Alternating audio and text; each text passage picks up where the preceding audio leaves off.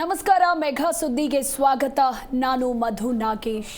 S ವೀಕ್ಷಕರೇ, ಇವತ್ತಿನ mega ಸುದ್ದಿ ಚರ್ಚಾ ಕಾರ್ಯಕ್ರಮದಲ್ಲಿ ನಾವು ಆಶಾ ಕಾರ್ಯಕರ್ತೆಯರ ಧರಣಿಯ ವಿಚಾರಕ್ಕೆ ಸಂಬಂಧಪಟ್ಟಂತೆ ಚರ್ಚೆಯನ್ನು ಮಾಡ್ತಾ ಇದ್ದೇವೆ. ಅಂದರೆ ಕಳೆದ 3 ದಿನಗಳಿಂದ ಬೆಂಗಳೂರಿನ ಫ್ರೀಡಂ ಪಾರ್ಕ್ನಲ್ಲಿ ಮಾಸಿಕ ವೇತನ 15,000 ರೂಪಾಯಿ ಸೇರಿದಂತೆ ವಿವಿಧ ಬೇಡಿಕೆಗಳನ್ನು ಈಡೇರಿಸುವಂತೆ ಸಾವಿರಾರು ಮಂದಿ ಆಶಾ ಕಾರ್ಯಕರ್ತೆಯರು ಅಹೋರಾತ್ರಿ ಧರಣಿಯನ್ನು ನಡೆಸ್ತಾ ಇದ್ದಾರೆ.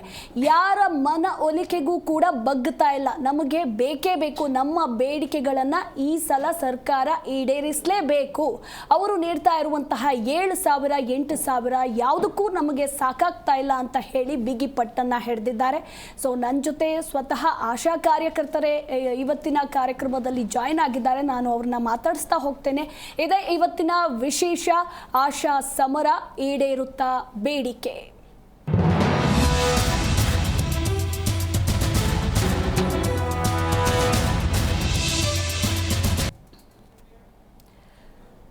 ಆಶಾ ಕಾರ್ಯಕರ್ತೆಯರ ಅಹೋರಾತ್ರಿ ಧರಣಿ ಇವತ್ತು 3ನೇ ದಿನಕ್ಕೆ ಕಾಲಿಟ್ಟಿದೆ. ನಾನಾಗಲೇ ಹೇಳ್ತಾ ಇದ್ದೆ, ಬೆಂಗಳೂರಿನ ಫ್ರೀಡಂ ಪಾರ್ಕಿನಲ್ಲಿ ಅಹೋರಾತ್ರಿ ಧರಣಿಯನ್ನ ನಡೆಸ್ತಾ ಇದ್ದಾರೆ. ಚಳಿ, ಗಾಳಿ, ಬಿಸಿಲು ಯಾವುದನ್ನು ಕೂಡ ಲೆಕ್ಕಿಸದೆ ವಿವಿಧ ಬೇಡಿಕೆಗಳ ಈಡೇರಿಕೆಗೆ ಒತ್ತಾಯಿಸಿದ್ದಾರೆ. ಇನ್ನು ಮತ್ತೆ ಆಶಾ ಕಾರ್ಯಕರ್ತೆಯರ ಹೋರಾಟದ ಕಹಳೆ ಮೊಳಗಿದೆ ಅಂತಲೇ ಹೇಳಬಹುದು. ಬೆಂಗಳೂರಿನಲ್ಲಿ ಆಶಾ ಕಾರ್ಯಕರ್ತೆಯರ ಸಮರ ಶುರುವಾಗಿದೆ. ಫ್ರೀಡಂ ಪಾರ್ಕ್ನಲ್ಲಿ ನಡೀತಾ ಇರುವಂತಹ ಹೋರಾಟ ಇದು 3ನೇ ದಿನವೂ ಕೂಡ ಪ್ರತಿಭಟನೆ ಮುಂದುವರೆದಿದೆ. ಇನ್ನು ನಿನ್ನೆ ಅಷ್ಟೇ ಆರೋಗ್ಯ ಸಚಿವ ದಿನೇಶ್ ಗುಂಡೂರಾವ್ ಸ್ಥಳಕ್ಕಾಗಮಿಸಿದ್ರು. ಈ ಸಂದರ್ಭದಲ್ಲಿ ಕಾರ್ಯಕರ್ತೆಯರ ಮನವೊಲಿಸೋದಕ್ಕೆ ಪ್ರಯತ್ನ ಪಟ್ಟರು. ಬಟ್ ಯಾರ ಮನ ಒಲಿಕೆಗೂ ಕೂಡ ಬಗ್ಗುತ್ತಾ ಇಲ್ಲ. ನಮ್ಮ ಬೇಡಿಕೆಗಳನ್ನು ಈಡೇರಿಸಲೇಬೇಕು ಅಂತ ಬಿಗಿಪಟ್ಟನ್ನ ಹಿಡಿದಿದ್ದಾರೆ. ಹೀಗಾಗಿ ಮನ ಒಲಿಕೆಯ ಯತ್ನ ಕೂಡ ವಿಫಲಗೊಂಡಿದೆ. ವಿವಿಧ ಜಿಲ್ಲೆಗಳಿಂದ, ರಾಜ್ಯದ ವಿವಿಧ ಜಿಲ್ಲೆಗಳಿಂದ ಸಾವಿರಾರು ಆಶಾ ಕಾರ್ಯಕರ್ತೆಯರು ಬೆಂಗಳೂರಿನ ಫ್ರೀಡಂ ಪಾರ್ಕಿನಲ್ಲಿ ಗಮನಿಸ್ತಾ ಇದ್ದೀರಾ ನೀವು ಕೂಡ ದೃಶ್ಯಾವಳಿಗಳಲ್ಲಿ ಪ್ರೊಟೆಸ್ಟ್ ಅನ್ನ ನಡೆಸ್ತಾ ಇದ್ದಾರೆ. ಹೀಗಾಗಿ ಸರ್ಕಾರಕ್ಕೆ ಈಗಲಾದರೂ ಆಶಾ ಕಾರ್ಯಕರ್ತೆಯರ ಕೂಗು ಕೇಳುತ್ತಾ ಅನ್ನೋ ಪ್ರಶ್ನೆ ಎದುರಾಗಿರುವಂಥದ್ದು. ಸೊ ಅವರಿಗೆ ಸರ್ಕಾರ ನೀಡುವಂತಹ ಮಾಸಿಕ ಧನ ಸಾಕಾಗ್ತಾ ಇಲ್ಲ. ಅಂದರೆ ಬರುವಂತಹ 7,000 8,000 ಏನಿದೆಯಲ್ಲ, ಅದು ಯಾವ ಕಡೆನೂ ನಮಗೆ ಸಾಕಾಗ್ತಾ ಇಲ್ಲ. 15,000 ರೂಪಾಯಿ ನಮಗೆ ಕೊಡಲೇಬೇಕು ಅನ್ನೋದು ಬಹುಮುಖ್ಯವಾದಂತಹ ಬೇಡಿಕೆ ಆಗಿದೆ.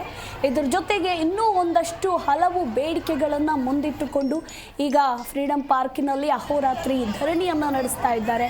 ಕಳೆದ 3 ದಿನಗಳು, ಇವತ್ತು 3ನೇ ದಿನಕ್ಕೆ ಕಾಲಿಟ್ಟಿರುವಂಥದ್ದು. ಸಾಕಷ್ಟು ಮಂದಿ ಅಸ್ವಸ್ಥರಾಗಿದ್ದಾರೆ. ಯಾಕಂದರೆ ಕಂಟಿನ್ಯೂಸ್ ಆಗಿ ಅಹೋರಾತ್ರಿ ಧರಣಿ ನಡೆಸ್ತಾ ಇರೋದ್ರಿಂದ ಆರೋಗ್ಯದಲ್ಲಿ ಏರುಪೇರು. ಈಗಂತೂ ಚಳಿ ಎಷ್ಟಿದೆ ಅನ್ನೋದು ಎಲ್ರಿಗೂ ಕೂಡ ಗೊತ್ತಿದೆ. ಸೊ ವಾತಾವರಣಕ್ಕೆ ಒಬ್ಬರಿಗೆ ಆಗ್ತಾ ಇಲ್ಲ. ಸೊ ಹೀಗಾಗಿ ಆಸ್ಪತ್ರೆ ಸೇರುವಂತಹ ಘಟನೆಗಳು ಕೂಡ ನಡೆದಿರುವಂಥದ್ದು. ಸೊ ಈಗ ನಮ್ಮ ಸ್ಟುಡಿಯೋದಲ್ಲಿ ಆಶಾ ಕಾರ್ಯಕರ್ತೆಯರು ಕೂಡ ನನ್ನ ಜೊತೆ ಇದ್ದಾರೆ. ಸ್ವತಃ ಅವರನ್ನೇ ನಾನು ಮಾತಾಡಿಸ್ತೇನೆ. ಸೊ ಯಾಕೆ ಈ ಒಂದು ಅಹೋರಾತ್ರಿ ಧರಣಿ, ಅವ್ರಿಗಾಗ್ತಾ ಇರುವಂತಹ ಕಷ್ಟಗಳು ಏನೇನು, ಸರ್ಕಾರದಿಂದ ಅವರಿಗೆ ಏನೇನು ಸವಲತ್ತುಗಳು ಸಿಗ್ತಾ ಇದೆ, ಅವ್ರಿಗೆ ಎಷ್ಟೊಂದು ಅನ್ಯಾಯ ಆಗ್ತಾ ಇದೆ. ಯಾಕಂದರೆ ಅವ್ರ ಕೂಗು ಪ್ರತಿ ಸಲ ನಾವೇನೇ ಪಡೆದುಕೊಳ್ಬೇಕಾದ್ರೂ ಕೂಡ ಹೋರಾಟದ ಮೂಲಕವೇ ಪಡೆದುಕೊಳ್ಬೇಕು.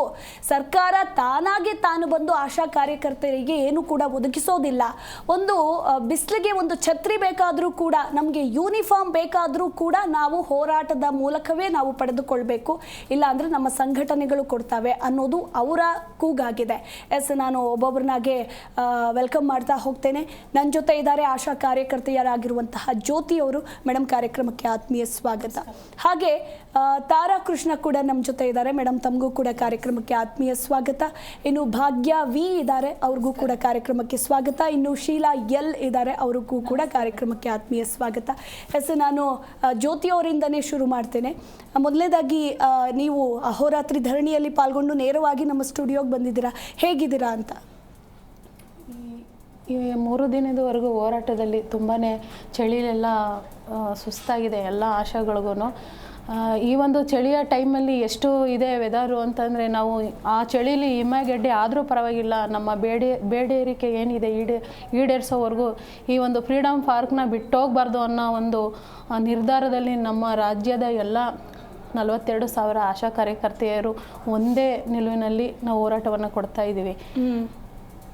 ಓಕೆ, ಭಾಗ್ಯ ಅವರೇ, ಪ್ರಮುಖವಾಗಿ ನಿಮ್ಮ ಬೇಡಿಕೆಗಳು ಏನೇನಿದೆ ಅನ್ನೋದ್ರ ಕುರಿತಾಗಿ ಹೇಳಿ. ಪ್ರಮುಖವಾಗಿ ಮೇಡಮ್ ನಮಗೆ 15,000 ಬೇಡಿಕೆ ಇದೆ ಮೇಡಮ್. ಮಾಸಿಕ ವೇತನ 15,000 ಇದೆ. ಮತ್ತೆ ಒಂದು ಆಸಾ ಡೆತ್ ಆದರೆ 5 ಲಕ್ಷ ರೂಪಾಯಿ ಮಾಡಬೇಕು ಅಂತ ಕೇಳ್ತಾ ಇದ್ದೀವಿ. ಅದೇ ರೀತಿ ಒಂದು ಆಶಾ ಏನಾದರೂ ಹುಷಾರಿಲ್ಲ, ಏನಾದರೂ ಅಪ್ಪಿತಪ್ಪಿ ರಜಾದಲ್ಲಿದ್ದರೆ 3 ತಿಂಗಳು ರಜಾ ಕೊಡಬೇಕು, ಮತ್ತು 3 ತಿಂಗಳ ಸಂಬಳವನ್ನು ಹಾಕ್ಕೊಡ್ಬೇಕು ಅಂತ ಕೇಳ್ತಾ ಇದ್ದೀವಿ. ಮತ್ತು ನಮಗೆ ಮಾಸಿಕ ಅಂತ ಏನಿದೆ ಅದನ್ನು ನಮಗೆ ಆಸಾ ಸಾಫ್ಟ್ ಇದೆಯಲ್ಲ ಮೇಡಮ್, ಅದು ರದ್ದುಗೊಳಿಸ್ಬೇಕು. ನಮಗೆ ಫಿಕ್ಸೆಡ್ ಅಂತ 15,000 ಮಾಡಬೇಕು ಮೇಡಮ್. ಏನದು ಆಶಾ ಸಾಫ್ಟ್? ಅದು ಮಾಮೂಲಿ ನಾವು ಡೆಲಿವರಿಗೆ ಹೋದರೆ ಒಂದು 9 ತಿಂಗಳಿಂದ ನಾವು ವಿಸಿಟ್ ಎಲ್ಲ ಮಾಡಿ ಡೆಲಿವರಿಗೆ ಹೋದಾಗ 200 ರೂಪಾಯಿ, ಮತ್ತು ನಗರ ಇದರಲ್ಲಿ 300 ರೂಪಾಯಿ, ಈ ಥರ ಎಲ್ಲ ನಮಗೆ ಫಿಕ್ಸೆಡ್ ಅಂತ ಒಂದು ಕೊಡ್ತಾ ಇದ್ದಾರೆ ಮೇಡಮ್. ಅದರಲ್ಲಿ ಆಸಾ ಸಾಫ್ಟಲ್ಲಿ ಎಂಟ್ರಿ ಮಾಡಿದ್ರೆ ಮಾತ್ರ ನಮಗೆ ಅಮೌಂಟ್ ಬರುತ್ತೆ. ಅದು RCS ನಂಬರು ಪೋರ್ಟಲಲ್ಲಿ, ಅದರಲ್ಲಿ ನಾವು ಎಂಟ್ರಿ ಮಾಡಿಸ್ತೇನೆ. ನಾವು ಡೆಲಿವರಿಗೆ ಹೋಗಿದ್ದು ಮತ್ತೆ ಇನ್ನೊಂದು ಆಶಾ ತಗೊಂಡ್ರೆ ಅವ್ರಿಗೆ ಅಮೌಂಟ್ ಹೋಗುತ್ತೆ, ಅದು ನಮಗೆ ಬರಲ್ಲ ಬೇಗ ತಕ್ಷಣ. ಅದು ಇದೆ ಮೇಡಮ್. ಓಕೆ, ಭಾಗ್ಯ ಅವರು ಕೂಡ ನಮ್ಮ ಜೊತೆ ಇದ್ದಾರೆ. ತಾರಾ ಕೃಷ್ಣರವರು.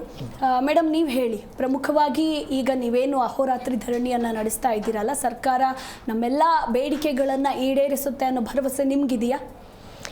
ಖಂಡಿತ ಇದೆ ಅಂತ ನಂಬ್ಕೊಂಡಿದ್ದೀವಿ ಮೇಡಮ್. ಯಾಕಂತ ಹೇಳಿದರೆ ನಮ್ಮ ಮಾನ್ಯ ಮುಖ್ಯಮಂತ್ರಿಗಳು ನಮ್ಮ ಆಶೆಗಳನ್ನು ನಡೆದಾಡುವ ದೇವರು, ಅವ್ರು ತುಂಬ ಚೆನ್ನಾಗಿ ಕೆಲಸ ಮಾಡ್ತಾರೆ ಅನ್ನೋ ಒಪಿನಿಯನ್ ಅವರಿಗಿದೆ. ಆದರೂ ನಾವು ಕಾಯ್ತಾ ಇದ್ದೀವಿ.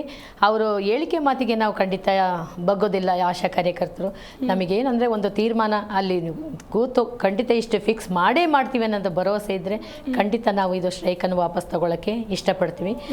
ಈಗ ಎಷ್ಟೇ ಕಷ್ಟ ಆಗಲಿ ಮೇಡಮ್, ನಾವು ಈಗ ನಮಗೆ ಚಳಿನೇ ಇರಲಿ, ಮಳೆನೇ ಇರಲಿ, ಗಾಳಿ ಯಾವುದೇ ಇರಲಿ, ಅದೆಲ್ಲ ಯಾವುದು ಲೆಕ್ಕಕ್ಕಿಲ್ಲ. ನಾವು ಬಂದಿದ್ದೀವಿ ಮೇಡಮ್. ನಮ್ಮದು ಬೇಡಿಕೆ ಏನಿದೆ ಅದು ಈಡೇರಿಸಿದೆ. ಖಂಡಿತ ನಾವು ಸ್ಟ್ರೈಕನ್ನು ವಾಪಸ್ ತಗೊಳ್ತೀವಿ. ಒಂದು ದಯವಿಟ್ಟು ನಮ್ಮ ಆಶಾ ಕಾರ್ಯಕರ್ತರು 7,000 8,000 ಸಂಬಳ ತಗೊಳ್ತಿರುವಂಥದ್ದು, ಅದು ಸರ್ಕಾರಕ್ಕೆ ಯಾಕೆ ಗೊತ್ತಾಗ್ತಿಲ್ಲ ಈಗಿನ ಒಂದು ಬೆಲೆ ಏರಿಕೆಯಲ್ಲಿ ನಮ್ಮ ಸಂಬಳ ಯಾಕೆ ಇಷ್ಟು ಕಡಿಮೆ ಇದೆ, ಇಷ್ಟರಲ್ಲಿ ಏನು ಮಾಡ್ಬೋದು ಅಂತ ಎಲ್ಲ ಸರ್ಕಾರದವರು ಆಲೋಚನೆ ಮಾಡಿದ್ರೆ ಖಂಡಿತ ನಾವು ಇಷ್ಟು ಸಂಬಳ ಕೊಡ್ತಾ ಇರಲಿಲ್ಲ ಮೇಡಮ್. ನಾವು ಆದಷ್ಟು ಯಾವಾಗ ಒಂದು ಹೋರಾಟಕ್ಕೆ ಬಂದರೂ ಸಹ, ಹೋದ ಸರಿ ಬಂದಾಗಲೂ ಸಹ ಮಾನ್ಯ ಮುಖ್ಯಮಂತ್ರಿಗಳು ಖಂಡಿತ ನನ್ನ ಮೇಲೆ ಭರವಸೆ ಇಡಿ, ನಾನು ಮಾಡೇ ಮಾಡ್ತೀನಿ ಅಂತ ಇದುವರೆಗೂ ನಮಗೆ ಮಾಡಿಲ್ಲ. ಈ ಸರಿ ಮಾಡ್ತಾರೆ ಅನ್ನುವ ಒಂದು ಒಪಿನಿಯನ್ ನಮಗೆ ಎಲ್ಲರಿಗೂ ಇದೆ ಮೇಡಮ್. ಖಂಡಿತ ಹಾಗಂತೇಳಿ ಅದೊಂದು ನಮ್ಮಲ್ಲಿ ಬರೋದಾಗಲಿ, ನಮಗೆ ಏನೋ ಒಂದು ಸಂದೇಶ ನಮಗೆ ಅವ್ರ ಕಡೆಯಿಂದ ಬಂದರೆ ಖಂಡಿತವನ್ನು ನಾವು ಸ್ಟ್ರೈಕಿಂದ ತೆಗೊಳ್ಳೋಕ್ಕೆ ಇಷ್ಟಪಡ್ತೀವಿ. ತುಂಬ ಕಷ್ಟ ಇದ್ದರೂ ನಾವು ಲೆಕ್ಕಕ್ಕಿಲ್ಲ ಮೇಡಮ್. ಈ ಸರಿ ಹೋರಾಟದಲ್ಲಿ ಜಯ ಗಳಿಸಲೇಬೇಕು, ನಮ್ಮ ಬೇಡಿಕೆ ಈಡೇರಲೇಬೇಕು. ಇನ್ನು ಶೀಲಾ ಅವರೇ, ನಿನ್ನೆ ಆರೋಗ್ಯ ಸಚಿವರು ದಿನೇಶ್ ಗುಂಡೂರಾವ್ ಕೂಡ ಬಂದಿದ್ರು ಸ್ಥಳಕ್ಕೆ. ಸೊ ನಿಮ್ಮ ಮನವೊಲಿಸೋ ಪ್ರಯತ್ನ ಕೂಡ ಮಾಡ್ತಾರೆ. ಅವ್ರು ಏನು ಹೇಳಿದ್ರು ಅಂತ? ಮೇಡಮ್, ಅವರು 9,500 ಆಗುತ್ತೆ ನನ್ನ ಕೈಯಿಂದ. ಆದ್ರೆ ನೀವು 15,000 ಅಂತ ಹೇಳಿಕೆ ಪಟ್ಟು ಹಿಡ್ಕೊಂಡು ಕೂತ್ರೆ ನನ್ನ ಕೈಯಲ್ಲಿ ಕೊಡೋದಾಗೋದಿಲ್ಲ. 9,500 ಕೇಂದ್ರ ಮತ್ತು ರಾಜ್ಯದ್ದು ಎರಡೂ ಸೇರಿಸಿ ನಾನು 9,500 ಕೊಡ್ತೀನಿ. ಆಮೇಲೆ ಇನ್ಸೆಂಟಿವ್ ಪ್ರಕ್ರಿಯೆನೂ ಮುಂದೆ ಸಾಗುತ್ತೆ. ಅದರಲ್ಲಿ ಯಾರು ಎಷ್ಟೆಲ್ಲ ಮಾಡ್ತಾರಲ್ಲ ಅಷ್ಟು ಇನ್ಸೆಂಟಿವ್ ತಗೋಬೋದು. ಆದರೆ ಎಷ್ಟಂತಂದ್ರೆ 2,500 ಮೇಲ್ಪಟ್ಟಾಯಿತು ಅಂತಂದ್ರೆ ಅದನ್ನು ಕೂಡ ನೆಕ್ಸ್ಟ್ ಮಂತಲ್ಲಿ ಕಡಿತಗೊಳಿಸಲಾಗುವುದು ಅಂತೇಳಿ ಕೆಲವೊಂದಿಷ್ಟು ಗೊಂದಲಮಯ ಪ್ರಶ್ನೆಗಳನ್ನ ಸೃಷ್ಟಿ ಮಾಡಿದ್ರು ಮೇಡಮ್. ಹಿಂಗಾಗಿ ಎಲ್ಲರಿಗೂ ತುಂಬಾ ಗೊಂದಲನೇ ಆಯಿತು. ಇನ್ನು ಮೊದಲಿಂದು ಒಳ್ಳೆಯದು, ಇದು ಅದಕ್ಕಿಂತ ಡಿಫಿಕಲ್ಟ್ ಅನ್ನಿಸ್ತಾ ಇದೆಯಲ್ಲ ಅಂತೇಳಿ ಈ ಅನಿರ್ದಿಷ್ಟ ಹೋರಾಟ ಮುಂದುವರಿಲಿ, ಆದ್ರೆ ನಾವು ಇದನ್ನ ಒಪ್ಪೋದಿಲ್ಲ ಅನ್ನುವಂಥ ಒಂದು ಹೆಬ್ಬಯಕೆ ಎಲ್ಲರದಾಗಿತ್ತು ಮೇಡಮ್. ಆಮೇಲೆ ನಮಗೆ ಸಿಕ್ಕಾಪಟ್ಟಿ ಕೆಲಸ ಕೊಡ್ತಾ ಇದ್ದಾರೆ ಮೇಡಮ್ ಗ್ರಾಮ ಮಟ್ಟದಲ್ಲಿ, ನಮ್ಮ ಏರಿಯಾದಲ್ಲಿ. ಅದು ನಾವು ಮ್ಯಾನ್ಯುವಲ್ ಅಷ್ಟೇ ಹೇಳ್ತಿದ್ರು, ಫಸ್ಟ್ ಅಷ್ಟೇ ಮಾಡ್ತಿದ್ವಿ ಮೇಡಮ್. ಈಗ ಸುಮಾರು ವರ್ಷಗಳಿಂದ ಆನ್ಲೈನ್ ಎಂದು ಬಂದಿದೆ ಅಂದಿಂದ ಅವರು ಆನ್ಲೈನ್ ಕೆಲಸಗಳನ್ನ ತುಂಬಾ ಕೊಡ್ತಾ ಇದ್ದಾರೆ ಮೇಡಮ್. ಆ ಕೆಲಸ ಕೊಟ್ಟರೆ ಬ್ರಿಂಗ್ ಯುವರ್ ಓನ್ ಮೊಬೈಲ್, ನಮ್ಮ ಕೈಯಿಂದ ನಾವೇ ಮೊಬೈಲ್ ಖರೀದಿಸ್ಕೊಂಡು ಅವರು ಇಲಾಖೆ ಕೆಲಸ ಮಾಡ್ಬೇಕಂತ ಮೇಡಮ್. ಇದು ಹೇಗೆ ಸಾಧ್ಯ ಮೇಡಮ್? ಆಮೇಲೆ ಯಾರ ಹತ್ರ ಮೊಬೈಲ್ ಇಲ್ಲ ಅವರು ಈ ಕೂಡಲೇ 20,000 ಕೊಟ್ಟು ಮೊಬೈಲ್ ಖರೀದಿಸ್ಬೇಕಂತ ಮೇಡಮ್. ಆಮೇಲೆ ಹಾ ಮೇಡಮ್, ನಮ್ದು 20,000 ಮೊಬೈಲ್. ಹಾ ಮೇಡಮ್, 20,000 ಕೊಟ್ಟು ಮೊಬೈಲ್ ಖರೀದಿ ಮಾಡ್ಬೇಕಂತೆ. ಆಮೇಲೆ ಅದಕ್ಕೆ ಬರ್ತಕ್ಕಂಥ ಪ್ರೋತ್ಸಾಹಧನ ಏನೂ ಇಲ್ಲಂತೆ. ಆಮೇಲೆ 280 ರೂಪಾಯಿ, ಅದು ನಾವು ಹೋರಾಟ ಮಾಡಿದ ಕೂಡಲೇ ಆಮೇಲೆ ಇದು 280 ರೂಪಾಯಿ ಮಾತ್ರ ಕೊಡ್ತೀವಿ ಅಂತೇಳಿ ಈ ಹೋರಾಟ ಬರುವಷ್ಟರಲ್ಲಿ ಅದನ್ನ ಆದೇಶ ಹೊರಡಿಸಿದ್ದಾರೆ ಮೇಡಮ್. 280 ರೂಪಾಯಿ ನಿಮಗೆ ಕೊಡ್ತಿದ್ದೀವಿ, ಅದನ್ನೇ ನೀವು ಕರೆನ್ಸಿ ಯೂಸ್ ಮಾಡ್ಕೊಡ್ರಿ, ಆದರೆ ಇಲಾಖೆ ಕೆಲಸಗಳನ್ನೆಲ್ಲ ನಿಮ್ಮ ಮೊಬೈಲ್ ತೊಗೊಂಡು ಬಂದೇ ಕೆಲಸ ಮಾಡಬೇಕು ಅಂತ ಹೇಳ್ತಾ ಇದ್ದಾರೆ ಮೇಡಮ್. ಇದಕ್ಕೂ ನಮ್ದು ಎಲ್ಲ ಆಶಾ ಕಾರ್ಯಕರ್ತರು ವಿರೋಧ ಇದೆ ಮೇಡಮ್. ಅಂದ್ರೆ ಫಸ್ಟ್ ಆಫ್ ಆಲ್ ಅವರು ಕೆಲ್ಸಕ್ಕೆ ತಗೊಳ್ಳೋ ಹೊತ್ನಾಗೆ ಬರೀ 2 ತಾಸು ಅಷ್ಟೇ ನೀವು ಕೆಲ್ಸಕ್ಕೆ ಬರಬೇಕು, ನೀವೆಲ್ಲರೂ ಸ್ವಯಂ ಸೇವಕರು. ನಿಮ್ಮ ಮನೆ ದಿನದಲ್ಲಿ ಎಷ್ಟು ಗಂಟೆ ಕೆಲಸ ಮಾಡ್ತೀವಿ ಮೇಡಮ್ 24x7 ಕೆಲಸ ತಗೋತಾ ಇದ್ದಾರೆ ಇವಾಗ. ಫಸ್ಟ್ ನಮ್ಮನ್ನು ಹೇಳಿ ಕೆಲ್ಸಕ್ಕೆ ಜಾಯಿನ್ ಮಾಡಿಸ್ಕೊಳ್ಳೋ ಹೊತ್ನಾಗ ಬರೀ ನಿಮ್ಮನ್ನು ಸ್ವಯಂ ಸೇವಕರಂತೆ ನಾವು ಆಯ್ಕೆ ಮಾಡ್ಕೊಳ್ತಾ ಇದ್ದೀವಿ, ನಿಮ್ಗೆ ಜಾಸ್ತಿ ಎಜುಕೇಷನ್ನು ಆಗಿಲ್ಲ, ಆಮೇಲೆ ಆರ್ಥಿಕ ಪರಿಸ್ಥಿತಿಯನ್ನು ನಿಮ್ಗೆ ಸುಧಾರಣೆ ಮಾಡ್ಬೇಕನ್ನೋಗೋಸ್ಕರ ಬರೀ 2 ತಾಸು ಕೆಲ್ಸಕ್ಕೆ ಬರ್ರಿ. ನಮ್ದು ಎಜುಕೇಷನ್ ಭಾಳ ಆಗಿರಲಿಲ್ಲ ಮೇಡಮ್, ಬರೀ 7th 4th ಈ ರೀತಿ ಎಲ್ಲ ಅಪಾರ್ಟ್ಮೆಂಟ್ ಮಾಡ್ಕೊಂಡಿದ್ದಾರೆ ಮೇಡಮ್. ಇವಾಗೆಲ್ಲ ಆನ್ಲೈನ್ ಕೆಲಸ ಕೊಡ್ತಾ ಇದ್ದಾರೆ ಮೇಡಮ್. ಫಸ್ಟ್ 2 ಗಂಟೆ ಅಂತೇಳಿ ಕೆಲ್ಸಕ್ಕೆ ತಗೊಂಡವರು ಈಗ 2 ಗಂಟೆನೂ ಮನೆಯಾಗ ಉಳಿಯಲಿಕ್ಕೆ ಬಿಡಲ್ಲ ಮೇಡಮ್. ನಮ್ಮ ಆ ರೀತಿಯಾಗಿ ಕೆಲಸ ಕೊಡ್ತಾ ಇದ್ದಾರೆ. ಆಮೇಲೆ ನೈಟ್ ಟೈಮ್ಸ್ ಅದಕ್ಕೆ ನೆಮ್ಮದಿಯಿಂದ ರಾತ್ರಿ ನಿದ್ರೆ ಮಾಡೋಕ್ಕೂ ಬಿಡುತ್ತಾ ಇಲ್ಲ ಮೇಡಮ್. ಅವಾಗೂ ಡಿಲಿವರಿ ಕೇಸ್ ಬಂದು ಅಂತಂದ್ರೆ ಸಂಚಾನ ಕೆಲಸ ಮಾಡಿರ್ತೀವಿ, ಸಾಯಂಕಾಲ ಮತ್ತೆ ಡಿಲಿವರಿ ಕೇಸ್ ಬಂದರೆ ಅದು 1 ದಿನನೋ 2 ದಿನನೋ ಡಿಲಿವರಿ ಆಗುವವರೆಗೂ ಕಾಯ್ದು ತಾಯಿ ಮಗು ಆರೋಗ್ಯವಂತರಾಗಿ ಸೇಫ್ ಆಗಿ ಅವ್ರನ್ನ ಶಿಫ್ಟ್ ಮಾಡಿ ಬರುವವರೆಗೂ ಅವ್ರ ಆರೋಗ್ಯ ರಕ್ಷಣೆ ಮಾಡ್ತೀವಿ ಮೇಡಮ್. ಇಷ್ಟೆಲ್ಲ ವರ್ಕ್ ಮಾಡಿದ್ರು ಸಹಿತ ಮತ್ತು ಆರೋಗ್ಯ ಇಲಾಖೆಯಿಂದ ಪ್ರತಿ ಸಲ ನಾವು ಏನೋ ಪಡ್ಕೋಬೇಕಾದ್ರೂ ಹೋರಾಟದ ಮುಖಾಂತರನೇ ಪಡ್ಕೋಬೇಕು ಮೇಡಮ್. ನಿಜ. ಅವರಾಗಿನ ನಮ್ಗೆ ಒಂದನ್ನಾದರೂ ಕೊಡಬೇಕಲ್ಲ ಮೇಡಮ್, ಏನು ಕೊಡ್ತಾ ಇಲ್ಲ. ಕೆಲವೊಂದಿಷ್ಟು ಸಲ ರಿಜಿಸ್ಟರ್ನು ಸಹಿತ ನಾವೇ ಖರೀದಿ ಮಾಡಿಕೊಂಡು ನಾವೇ ಯೂಸ್ ಮಾಡ್ಕೊಂತೀವಿ ಮೇಡಮ್. ಅಂಥ ಪರಿಸ್ಥಿತಿನೂ ಉದ್ಭವ ಆಗಿದೆ ಮೇಡಮ್. ಇರಲಿ ಹೋಗ್ಲಿ ಬಿಡು ಅಂತ ಹೇಳ್ಕಿಸಿ ನಾವು ಬಿಟ್ಟರೆ ಅದು ಜಾಸ್ತಿ ಸಮಸ್ಯೆನ ಉದ್ಭವ ಆಗಕತ್ತವು. ಆದರೆ ಯಾವ ಸಮಸ್ಯೆಗೂ ನಮ್ಗೆ ಸರ್ಕಾರದಿಂದ ಪರಿಹಾರ ಸಿಗ್ತಾ ಇಲ್ಲ ಮೇಡಮ್. ಎಲ್ಲ ರಾಜ್ಯದಲ್ಲಿ ಹೇಳ್ತಾರೋ ಮಹಾರಾಷ್ಟ್ರದಲ್ಲಿ ಮೇಡಮ್, ಮಹಾರಾಷ್ಟ್ರದಲ್ಲಿ 15,000 ರೂಪಾಯಿ ಫಿಕ್ಸ್ ಆಗಿದೆ ಮೇಡಮ್ಗೆ. ಎಲ್ಲ ಆಶಾ ಕಾರ್ಯಕರ್ತೆಯರು ಒಂದು ತಿಂಗಳಿಗೆ 15,000 ರೂಪಾಯಿ ಪಡ್ಕೊಳಕತ್ತಿ ಕಳೆದ 1 ವರ್ಷದಿಂದ ಪಡ್ಕೊಳ್ತಾ ಇದ್ದಾರೆ ಮೇಡಮ್. ಅದೇ ರೀತಿಯಾಗಿ ಪಶ್ಚಿಮ ಬೆಂಗಾಲದಲ್ಲಿ ಇಡಿಗಂಟು ಅಂತೇಳಿ ಸೇವಾ ನಿವೃತ್ತಿ ಯಾರ ಆಶಾ ಕಾರ್ಯಕರ್ತರು ಹೊಂದಿರ್ತಾರೋ ಅಂಥವ್ರಿಗೆ ಪ್ರತಿ ವರ್ಷ ನಿವೃತ್ತಿ ಹೊಂದಿದವರಿಗೆ 5 ಲಕ್ಷ ಇಡಿಗಂಟನ್ನು ಕೊಟ್ಟು ಹೊರಗೆ ಹಾಕ್ತಾ ಇದ್ದಾರೆ ಮೇಡಮ್. ಆದ್ರೆ ನಮ್ಮಲ್ಲಿ ಬರೀ 20,000 ಇಟ್ಟಿದ್ದಾರೆ ಮೇಡಮ್ ಕರ್ನಾಟಕ ರಾಜ್ಯದಲ್ಲಿ. ಇದು ನಮ್ಗೆ ಹೇಳಲಿಕ್ಕೆ ಒಂಥರ ನಾಚಿಕೆ ಆಗುತ್ತೆ ಮೇಡಮ್. ನಿವೃತ್ತಿ ಹೊಂದಿದಂಥ ಆಶಾ ಕಾರ್ಯಕರಿಗೆ 20,000 ರೂಪಾಯಿ ಅಷ್ಟೇ ಅಂತ ಹೇಳ್ತಿದ್ದಾರೆ. ಅದು 20,000 ಯಾವ ಆಶಾ ಕಾರ್ಯಕರ್ತರಿಗೂ ಇನ್ನೂವರೆಗೂ ಬಂದಿಲ್ಲ ಮೇಡಮ್. ಇವಾಗ ನಿಮ್ಮ ಬೇಡಿಕೆ ಏನು? ನಿವೃತ್ತಿ ಹೊಂದಿದಾಗ ಎಷ್ಟು ಕೊಡಬೇಕು? 5 ಲಕ್ಷ. ಬೇರೆ ಇಲ್ಲೇ ನಮ್ಮ ಹತ್ತಿರದ ಪಶ್ಚಿಮ ಬಂಗಾಳದಲ್ಲಿ ಯಾವ ರೀತಿ 5 ಲಕ್ಷ ಇಡಿಗಂಟನ್ನು ಇಟ್ಟಿದ್ದಾರೆ ಅದೇ ರೀತಿ ನಮ್ಮ ರಾಜ್ಯದಲ್ಲಿ ಕೂಡ 5 ಲಕ್ಷ ಇಡಿಗಂಟನ್ನು ಕೊಡಬೇಕು. 15,000 ವೇತನವನ್ನು ಫಿಕ್ಸ್ ಮಾಡಬೇಕು.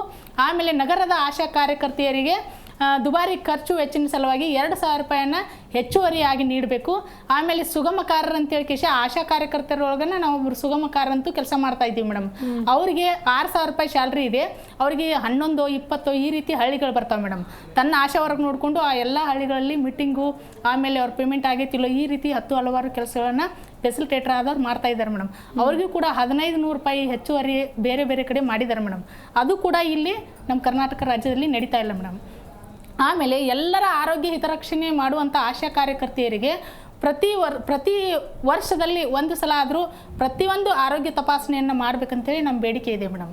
ಆಮೇಲೆ ಆರೋಗ್ಯ ಇಲಾಖೆ ಕೆಲಸ ಮಾಡುತ್ತಿರುವಾಗ ಆಶಾ ಕಾರ್ಯಕರ್ತರಿಗೆ ಏನಾದರೂ ಅನಾಹುತ ಸಂಭವಿಸಿದಾಗ ಅದನ್ನ ಇಲಾಖೆನ ಖರ್ಚು ನೋಡ್ಕೋಬೇಕು ಅನ್ನುವಂಥ ಒಂದು ಬೇಡಿಕೆ ಕೂಡ ಇದರಲ್ಲಿ ಇದೆ ಮೇಡಮ್. ಆಮೇಲೆ ಆಶಾ ಕಾರ್ಯಕರ್ತೆಯರನ್ನು ಕಾರ್ಮಿಕರಂತೇಳಿ ಪರಿಗಣಿಸಬೇಕು ಮೇಡಮ್. ಅವರಿಗೆ PF, ESI ವೇತನ ಇವೆಲ್ಲ ಕೊಡಬೇಕು.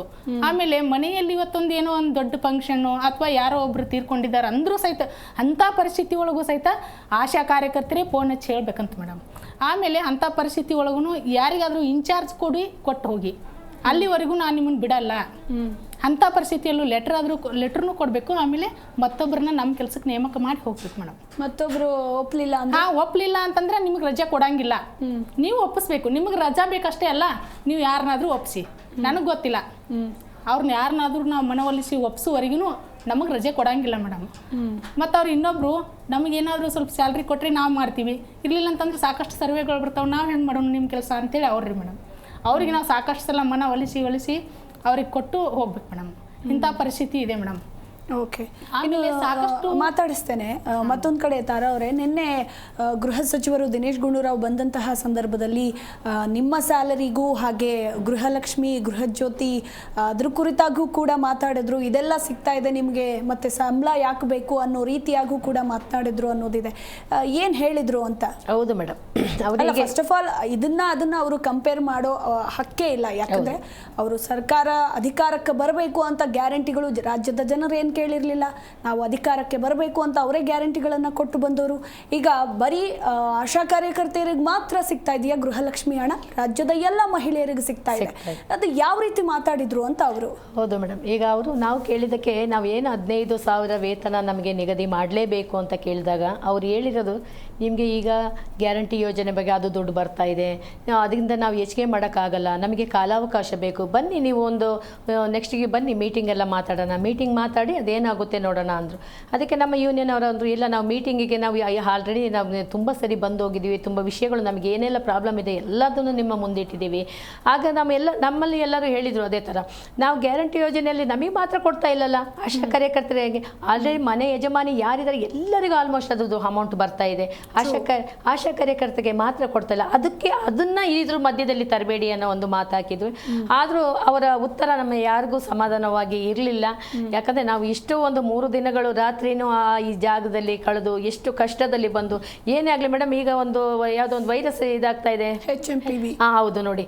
ಈಗ ನಾವು ಇಲ್ಲಿದ್ರು ಮೇಡಮ್, ಮನ್ಸು ನಮಗೆ ಎಲ್ಲೋ ನಮ್ಮ ಮಕ್ಕಳಿಗೆ ಏನೋ ಪ್ರಾಬ್ಲಮ್ ಆಗುತ್ತಾ, ನಾವು ಇಲ್ಲಿದ್ದೀವಿ, ಮನ್ಸು ನಮಗೆ ಅಲ್ಲಿ ಎಳಿತಾ ಇದೆ, ಇಲ್ಲಿ ಸ್ಟ್ರೈಕ್ ಮಾಡ್ತಾ ಇದೀವಿ, ಮನ್ಸು ಎಳಿತಾ ಇದೆ, ಎಲ್ಲೋ ನನ್ನ ಏರಿಯಾದಲ್ಲಿ ನನ್ನ ಮಕ್ಕಳಿಗೆ ಏನಾದ್ರು ಪ್ರಾಬ್ಲಮ್ ಆಗ್ತಿದೆ, ಮನ್ಸು ತುಡಿತಾ ಇದೆ, ಮನಸ್ಸಿಗೆ ಸಂಕಟನೂ ಇದೆ. ಯಾಕೆ ಅರ್ಥ ಆಗ್ತಾ ಇಲ್ಲ? ಇಷ್ಟೆಲ್ಲ ಗೊಂದಲಗಳು ಇರ್ಬೇಕಾದ್ರೆ ಯಾಕೆ ನಮ್ಮ ಬೇಡಿಕೆಗಳನ್ನು ಇವರು ಈಡೇರಿಸಬಾರ್ದು? ಏನೋ ಬೇಗ ಅತ್ಲೆಗೆ ಹೇಳಿ ಮುಗಿಸ್ಲಿ, ನಮ್ಗೆ ಏನಾದ್ರು ಒಂದು ಫಿಕ್ಸ್ ಆಗಲಿ, ನಮ್ಮ ಏರಿಯಾಕ್ಕೆ ನಾವು ಹೋಗ್ಬಿಡೋಣ. ಯಾರೋ ಈ ತಿಂಗಳಲ್ಲಿ ಹೆರಿಗೆ ಇರ್ಬೋದು, ಹೆರಿಗೆ ಆಯಿತೋ ಏನೋ, ಎಂಥ ಮಗು ಏನಾಯಿತು ಏನೋ ಒಂಥರ ನಮಗೆ ಗೊಂದಲ. ಇಲ್ಲಿ ಇದ್ರೂ ಮನಸ್ಸಾರೆ ಯಾರೂ ಇಲ್ಲ ಮೇಡಮ್, ಎಲ್ಲರೂ ನಾವು ಹೇಳ್ತಾ ಇದ್ದೀವಿ, ಅಯ್ಯೋ ಸ್ಟ್ರೈಕ್ ಒಂದು ಮುಗಿದು ನಾವು ಬಂದಿದ್ದಕ್ಕೆ ನಮ್ಮ ಒಂದು ಜಯಶೀಲರಾಗಿ ನಾವು ಇದರಿಂದ ಹೋಗಬೇಕು, ನಮ್ಮ ಬೇಡಿಕೆ ಈಡೇರಬೇಕು. ಏನೋ ಅವರು ನಮಗೆ ತಕ್ಕ ಮಟ್ಟಿಗೆ ಅದೊಂದು ಸಮಾಧಾನಕರವಾಗಿ ಅದನ್ನು ಒಂದು ಆಶೆಗಳಿಗೆ ಇದಾಗುವಂತೆ ಇವ್ರು ಮಾಡಬೇಕು, ಇವ್ರ ಕಡೆಯಿಂದ ನಮ್ಮ ಏರಿಯಾಕ್ಕೆ ನಾವು ಹೋಗಬೇಕು. ಎಲ್ಲ ಹೇಳ್ತಾ ಇದ್ದಾರೆ, ಅಕ್ಕ ಈ ಥರ ಒಂದು ಡೆಲಿವರಿ ಇದೆ ಅಕ್ಕ, ಏನಾಯ್ತೋ ವಿಷಯ ಗೊತ್ತಿಲ್ಲ, ಮೊದಲೇ BP ಜಾಸ್ತಿ ಇದೆ, ಶುಗರ್ ಜಾಸ್ತಿ ಇದೆ, ಏನೋ ಮಕ್ಳು ಏನಾದ್ರು ಹೆಚ್ಚು ಕಮ್ಮಿ ಆಯಿತಾ, ಏರಿಯಾದ ಆಶಾ ಕಾರ್ಯಕರ್ತರು ಯಾರು ಬನ್ನಿ, ಏನು ಉತ್ತರ ಕೊಡಿ, ಈ ಪ್ರಶ್ನೆಗಳೆಲ್ಲ ಉದ್ಭವ ಆಗುತ್ತೆ. ಅದರಿಂದ ನಮಗೆ ಇಲ್ಲಿದ್ದರೂ ಇವ್ರು ಖಂಡಿತ ಇವ್ರಿಗೆ ಆರೋಗ್ಯ ಕೊಡ್ತು, ಮಕ್ಕಳಿಗೆ, ತಾಯಂದಿರಿಗೆ ಎಲ್ಲ ಪ್ರತಿಯೊಬ್ಬರಿಗೆ ಆರೋಗ್ಯ ನಾವು ಹೆಚ್ಚಿನ ಇದರಲ್ಲಿ ಕೊಡ್ತಾ ಇರೋದು ಆಶಾ ಕಾರ್ಯಕರ್ತರು ಮೇಡಮ್. ಇವತ್ತು ಸರ್ಕಾರ ಯಾಕೆ ಇದನ್ನು ಗೊತ್ತಿಸ್ತಿಲ್ಲ? ಇಂಥ ಪರಿಸ್ಥಿತಿಯಲ್ಲೂ ಆಶಾ ಕಾರ್ಯಕರ್ತೆಯಿಂದ ಕೆಲಸ ಮಾಡಿಸ್ತಾ ಇದ್ದಾರೆ, ಅದಕ್ಕೆ ತಕ್ಕ ವೇತನ ನಮಗೆ ಸಿಗ್ತಾ ಇಲ್ಲ ಅನ್ನೋದು ನಮಗೆ ಭಾಳ ಬೇಜಾರು. ಇವತ್ತು ಎಲ್ಲ ಪ್ರತಿಯೊಬ್ಬರು ಹೇಳ್ತಾ ಇದ್ದಾರೆ, ಅಲ್ಲಿ ಏನು ಮಾಡ್ತಾ ಇದ್ದಾರೆ, ಎಲ್ಲ ಬನ್ನಿ ಎಷ್ಟು ದಿನ ಅಂತ ಹೋರಾಟ ಮಾಡ್ತಾ, ಆದರೂ ನಾವು ಬಂದಿದ್ದೀವಿ, ಮುಂದಿಟ್ಟ ಹೆಜ್ಜೆಯಿಂದ ಇಡಲ್ಲ, ನಮ್ಮ ಬೇಡಿಕೆ ಈಡೇರಬೇಕು, ನಾವು ಮನೆಗೆ ಹೋಗಬೇಕು ಅಂತ ನಾವು ಬಂದಿದ್ದೀವಿ. ಇನ್ನು ಭಾಗ್ಯ ಅವರೇ, ಈಗ ನಿಮಗೆ ಈಗ ಸಿಗ್ತಾ ಇರುವಂತಹ ಮಾಸಿಕ ಧನ 7,000 ರೂಪಾಯಿ ಇದೆಯಲ್ಲ, ನನ್ನ ಪ್ರಕಾರ 7,000 ರೂಪಾಯಿ ಈಗಿನ ಜನ್ರೇಷನ್ನಲ್ಲಿ ಏನೇನಕ್ಕೂ ಸಾಕಾಗೋದಿಲ್ಲ. ಒಂದು ಬಾಡಿಗೆ ಮನೆ ಬರಲ್ಲ ಬೆಂಗಳೂರಿನಲ್ಲಿ. ಸೊ ಮಾತೆತ್ತಿದ್ರೆ 10,000 15,000 ಕೇಳ್ತಾರೆ. ಸೊ 7,000 ರೂಪಾಯಲ್ಲಿ ನಿಮ್ಮ ಜೀವನ ಹೇಗೆ ಸಾಕ್ತಾ ಇದೆ? ಇಷ್ಟು ವರ್ಷ ಹೇಗೆ ನೀವು ಜೀವನ ನಡೆಸ್ಕೊಂಡು ಬಂದ್ರಿ ಅಂತ?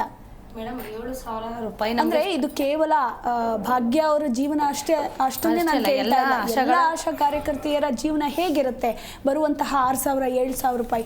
ಅಂಡ್ ನಾನು ಇನ್ನೊಂದು ಕೇಳ್ಪಟ್ಟೆ, ಈ ಒಂದು 7,000 ಕೂಡ ಸರಿಯಾಗಿ ಕೊಡೋದಿಲ್ಲ ಅನ್ನೋದನ್ನ. ಸೊ ಈ ಕುರಿತ ಹೇಳಿ. ನಮಗೆ 7,000 ಮೇಡಮ್ ಕರೆಕ್ಟಾಗಿ ಬರ್ತಾ ಇಲ್ಲ. 2 ತಿಂಗಳು 3 ತಿಂಗಳು. ಈಗ 5,000 ಫಿಕ್ಸೆಡ್ ಬಂತು ಅಂದರೆ ಇನ್ಸೆಂಟಿವ್ 2,000 ನಮಗೆ ಲೇಟು ಬರೋದು. ಅದು ಬೇರೆ ಇದು ಬೇರೆ ಬರ್ತಿದೆ. ನಮಗೆ ಒಟ್ಟು ಒಂದು ಗೂಡ್ಸಿ ನಮಗೆ 15,000 ಮಾಸಿಕ ವೇತನ ಕೊಡಿ ಅಂತ ಕೇಳ್ತಾ ಇದ್ದೀವಿ ಅಷ್ಟೇ ನಾವು. ಇಲ್ಲ ಒಟ್ಟಿಗೆ ಯಾವುದು ಅಮೌಂಟು ನಮಗೆ, ಈಗ ಒಂದು ಕೇಸು ಒಂದು ಡೆಲಿವರಿ ಆಯಿತಾ, ಒಂದು TBದು ಸರ್ವೆ ಇದೆಯಾ, ಅದು ಒಂದು 200 ರೂಪಾಯಿ ಬರುತ್ತಾ, ಇದು 50 ರೂಪಾಯಿ ಬರುತ್ತಾ, ಯಾವ್ದು ಅಮೌಂಟ್ ಬರ್ತಿದೆ ಏನು ಅಂತ ನಮ್ಗೆ ಗೊತ್ತೇ ಇಲ್ಲ. ಅದರಿಂದಾಡಿ ನಮಗೆ ಫಿಕ್ಸೆಡ್ 15,000 ನಮಗೆ ಮಾಸಿಕ ವೇತನ ಮಾಡಿ ಅಂತ ಹೇಳ್ತಾ ಇದ್ದೀವಿ. ಅಂದರೆ ಅವ್ರ ಮೇಲೆ ನಮಗೆ ನಂಬಿಕೆ ಇದೆ, ಮಾಡ್ತಾರೆ ಅಂತ. ಇವ್ರು ಯಾಕೆ ಮಾನ್ಯ ಮುಖ್ಯಮಂತ್ರಿಗಳು ಸಿದ್ದರಾಮಯ್ಯ ಸರು ತಲೆಗೆ ಹಾಕೋತಾ ಇದ್ದಾರೋ ಏನೋ ಎತ್ತ ಅಂತ ನಮಗಿನ್ನೂ ಒಂದೂ ಗೊತ್ತಿಲ್ಲ ಮೇಡಮ್. ಚಳಿ ಅನ್ನದೆ, ಗಾಳಿ ಅಂದೆ, ನೈಟೆಲ್ಲ ನಿದ್ದೆ ಮಾಡಿದೆ, 500ಕ್ಕಿಂತ ಹೆಚ್ಚು ಆಶೆಗಳಿಗೆ ತುಂಬ ನೆನ್ನೆ 3 ದಿನದಿಂದ ಕೆಮ್ಮು ಜ್ವರ, ಬೆಳಗ್ಗೆ ಒಬ್ಬರಿಗೆ ತುಂಬ ಸೀರಿಯಸ್ ಆಗಿ ಆಂಬುಲೆನ್ಸಲ್ಲಿ ಕರ್ಕೊಂಡು ಹೋದ್ರು. ಹೌದು. ಅಕಸ್ಮಾತ್ ಏನಾದ್ರು ಹೆಚ್ಚು ಕಮ್ಮಿ ಆಯ್ತಾ ಅಂದರೆ ಯಾರು ಹೊಣೆ ಮೇಡಮ್? ನಿಜ ಅಲ್ವಾ? ಎಸ್ ಹೇಳ್ತಾ ಇದ್ರಿ ಜ್ಯೋತಿ ಅವರೇ. ನಾನು ಕೇಳಿದೆ, ಅಂದರೆ ಈಗ ನೀಡುವಂತಹ 6,000 7,000 ರೂಪಾಯಲ್ಲಿ ಹೇಗೆ ಜೀವನ ಸಾಗಿಸ್ತಾ ಇದ್ದೀರಾ ಅಂತ. ಈಗ ಈ ಒಂದು ಕಾಲದಲ್ಲಿ ಈಗ GST ಬಿಲ್ ಅಂತೆಲ್ಲ ಬಂದಿದೆ, ದುಬಾರಿ ಬೆಲೆಗಳು. 7 ವರ್ಷ ಆಯಿತು ನಮಗೆ ಆ ಒಂದು ಫಿಕ್ಸೆಡ್ ಅಮೌಂಟ್ ಅಂತ ಫಿಕ್ಸ್ ಮಾಡಿ, ಇನ್ನು ಅಲ್ಲೇ ಇದ್ದಾರೆ. 7 ವರ್ಷದಿಂದ ಇಲ್ಲಿವರೆಗೂ 1 ರೂಪಾಯಿ ರೇಸ್ ಮಾಡಿಲ್ಲ. ಈಗ ಉದಾಹರಣೆಗೆ ಒಂದು ANCನ 3 ತಿಂಗಳಿಂದ ಹಿಡಿದು 9 ತಿಂಗಳಿಗೂ ನಾವು ಅವ್ರನ್ನ ಕೇರ್ ಮಾಡಿದ್ವಿ ಅಂದರೆ 9 ತಿಂಗಳು ತುಂಬಿದ ನಂತರ ನಮಗೆ 300 ರೂಪಾಯಿ ಬರುತ್ತೆ. ಅದು ಹಳ್ಳಿಯವ್ರಿಗೆ, ನಗರದವ್ರಿಗೆ 200 ರೂಪಾಯಿ. 7 ವರ್ಷದಿಂದ ಇರೋ 300 ರೂಪಾಯಿನ 500 600 ರೇಸ್ ಮಾಡಿದಿದ್ರೆ ನಾವು ಇವತ್ತು ಫ್ರೀಡಮ್ ಪಾರ್ಕಲ್ಲಿ ಬಂದು ನನಗೆ ನಗು ಬರ್ತಿದೆ 200 ರೂಪಾಯಿ 300 ರೂಪಾಯಿ ಅಂತ. ಹೌದು ಮೇಡಮ್. ಮತ್ತೆ ಎಷ್ಟೋ ಸಿಂಗಲ್ ಪೇರೆಂಟ್ಸ್ ಇದ್ದೀವಿ, ವಿಧವೆಯರು ಇದ್ದಾರೆ, ಮತ್ತೆ ಒಬ್ಬೊಬ್ಬರೇ ಇದ್ದಾರೆ. ಈಗಿನ ಬಾಡಿಗೆಗಳೇ ಸಾಕಾಗಲ್ಲ. ಸಿಟಿ ನಗರ ಆಶಾಗಳಿಗಂತೂ ಬಾಡಿಗೆ 5,000 7,000 ಇರುತ್ತೆ. ಎಲ್ಲ ಬೆಲೆ ಏರಿಕೆಯನ್ನು ಮಾಡ್ತಿದ್ದಾರೆ.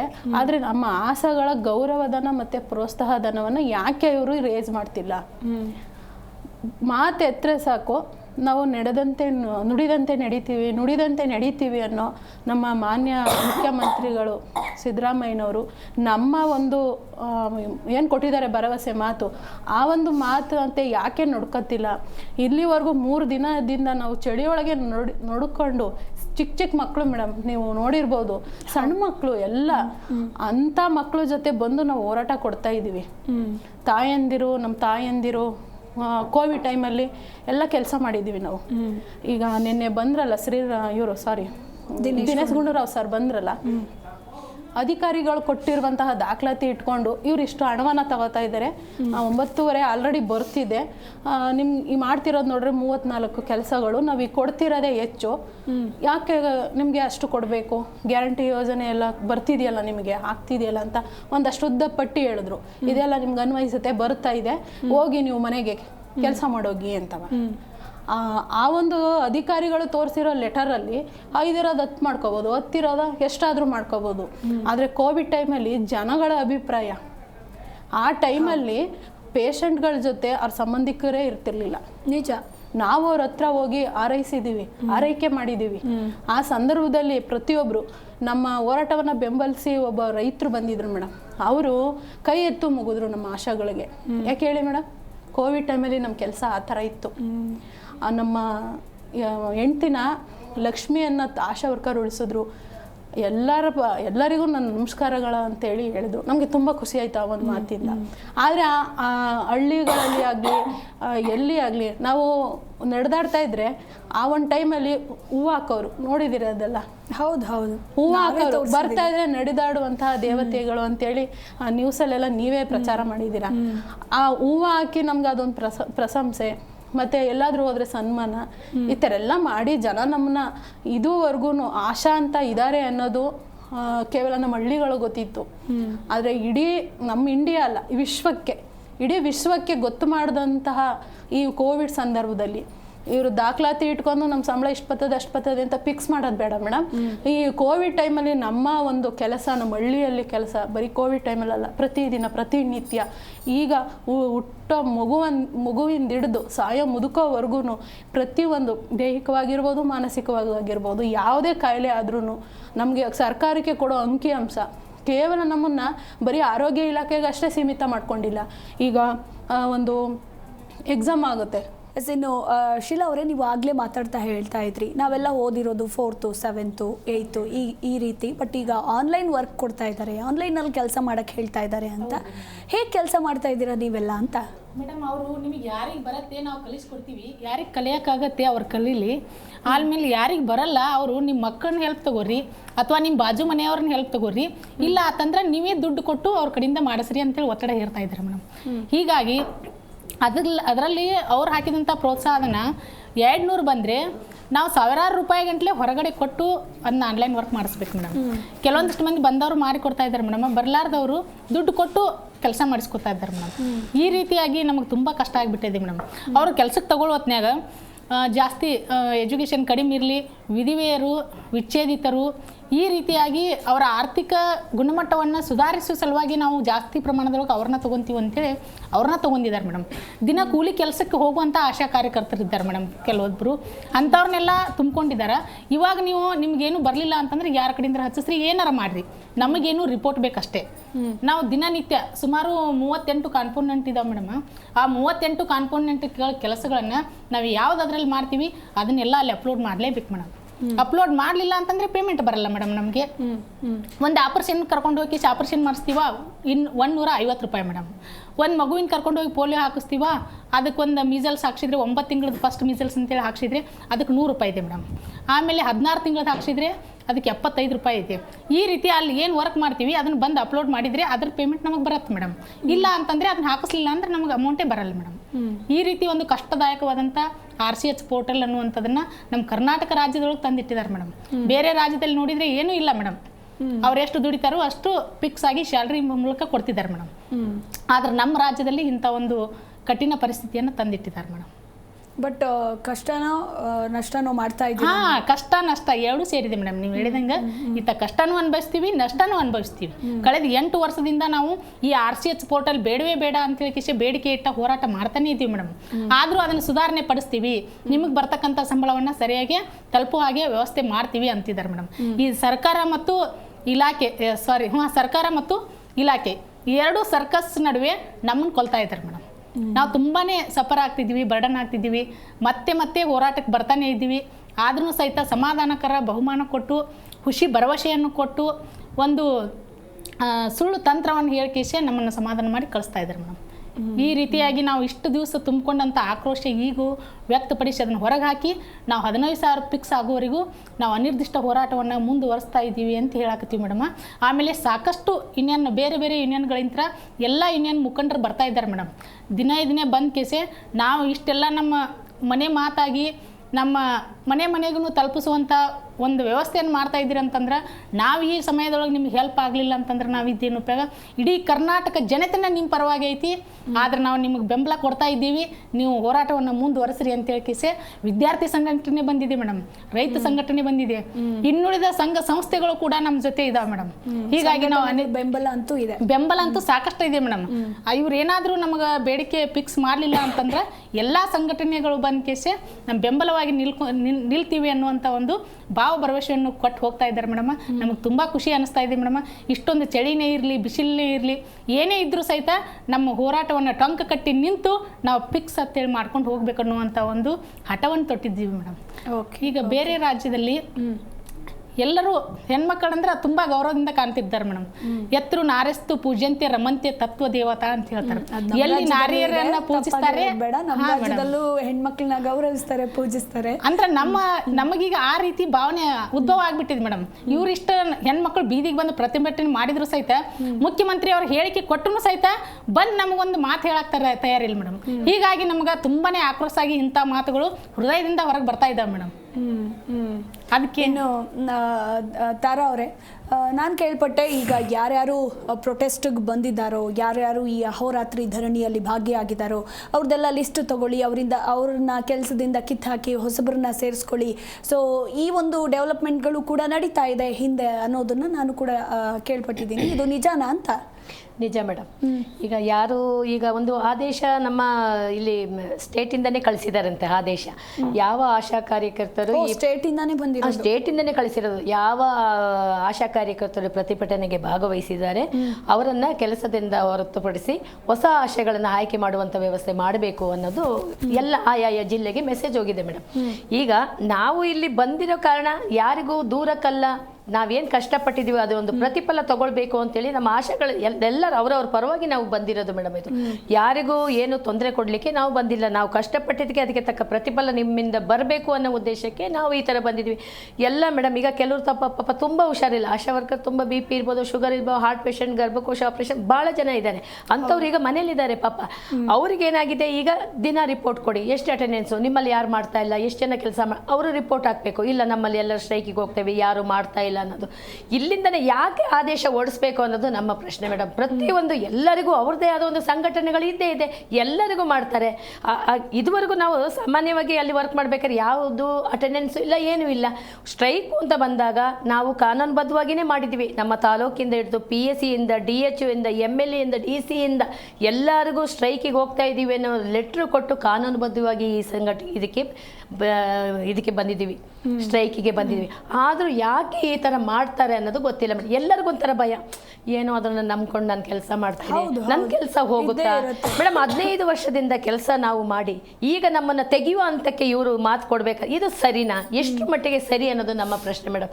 ಖಂಡಿತ ಇವತ್ತು ನಾವು ಇವತ್ತೇ ನಮ್ಮ ಬೇಡಿಕೆ ಈಡೇರಿದೆ. ಇವತ್ತು ನೈಟ್ ಹೋಗಿ ನಾಳೆ ಬೆಳಗಿಂದ ಎಲ್ಲ ಅವ್ರವ್ರ ಆಶಾ ಕಾರ್ಯಕರ್ತರು ಓಡ್ತಾರೆ ಅವ್ರ ಫೀಲ್ಡಿಗೆ. ನನ್ನ ಏರಿಯಾದಲ್ಲಿ ಏನಾಯಿತು, ನನ್ನ ANC ಹೊಂದಿತ್ತು, ಡೆಲಿವರಿ ಆಯಿತು, ಏನೋ ಅಷ್ಟೊಂದು ಉತ್ಸಾಹದಲ್ಲಿ ನಾವು ಕೆಲಸ ಮಾಡ್ತಾ ಇರ್ಬೇಕಾದ್ರೆ ಕೆಲಸಕ್ಕೆ ತಕ್ಕ ಇದಿಲ್ಲಲ್ಲ ಅನ್ನೋದು ಮೇಡಮ್. ಫೀಲ್ಡಿಗೆ ಹೋಗೋದಷ್ಟು ಸುಲಭನೂ ಏನೂ ಅಲ್ಲ. ನಮಗೆ ಕೊಡೋ ಸಂಬಳಕ್ಕೆ ನಾವು ಅದಕ್ಕಿಂತ ಡಬಲ್ ಖರ್ಚು ಮಾಡಿ ಆಟೋಕ್ಕಾಗಲಿ ಅದಕ್ಕಾಗಲಿ ಹೋಗ್ತೀವಿ. ಒಂದು ಹಳ್ಳಿಗೆ ಹೋಗ್ಬೇಕಾದ್ರೆ ಬಹಳ ಸಮಸ್ಯೆಗಳು ಎದುರಾಗುತ್ತೆ ಮೇಡಮ್. ನಾಯಿಗಳು ಇದು ಜಾಸ್ತಿ. ಎಷ್ಟೋ ಜನ ನಮಗೇನೆ ಎಷ್ಟೋ ಸರಿ ನಾಯಿ ಕಚ್ಚಿದೆ, ಹೋಗಿ ಇಂಜೆಕ್ಷನ್ ಹಾಕ್ಕೊಂಡು, ಆದರೂ ನಮ್ಮ ಇಲಾಖೆಯಿಂದ ಇವ್ರಿಗೆ ಹುಷಾರಿಲ್ಲ, ಇವ್ರಿಗೆ ಏನಾದ್ರು ನಮ್ಮ ಕಡೆಯಿಂದ ಹೆಲ್ಪ್ ಮಾಡಬೇಕು ಅನ್ನೋದು ಯಾವುದೂ ಇಲ್ಲ ಮೇಡಮ್. ಇವತ್ತು ಆಶಾ ಕಾರ್ಯಕರ್ತರು ಕೆಲಸದ ಸಮಯದಲ್ಲಿ ಡೆತ್ ಆಗಿದ್ದಾರೆ. ಸರ್ಕಾರದಿಂದ ಏನು ಕೊಟ್ಟರು ಮೇಡಮ್? ಏನೂ ಕೊಟ್ಟಿಲ್ಲ.